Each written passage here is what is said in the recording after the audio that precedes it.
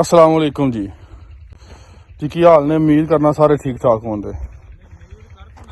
अज जनाब पूरा 1 महीने की हो गई वल दुआने की, तो अज तुहानूं विखाने की सूरत हाल है। माशाअल्लाह मौसम बड़ा अच्छा सी ते इस दफ़ा जर्मीनेशन भी बड़ी चंगी हुई है, तो पौधे भी बड़े अच्छे ने, कोई बीमारी नहीं, सेहतमंद पौधे ने।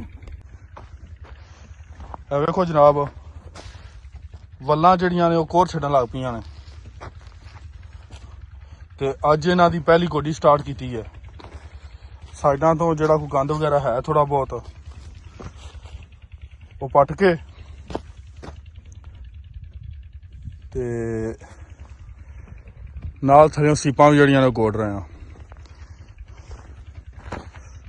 तो माशाअल्लाह वल्लां वेखो तुसीं,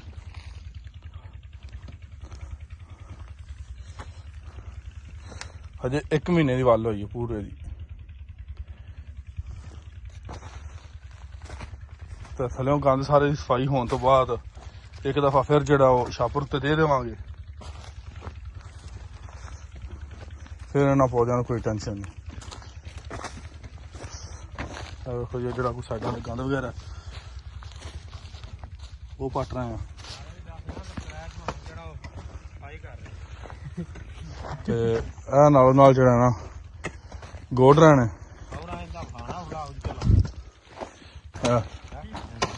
पिछों वेखो बिल्कुल एक गंद का सफाया होंदा जांदा।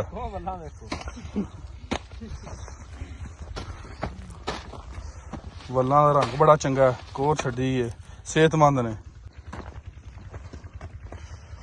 बाकी इंशाअल्लाह मजीद मालूमाती वीडियो वेखने वास्ते साडा चैनल सबसक्राइब कर लो ते घंटी का बटन दबा लो, तुहानूं बड़ियां मालूमाती वीडियो मिलदियां रहंदियां। उदों तक अल्लाह हाफिज़।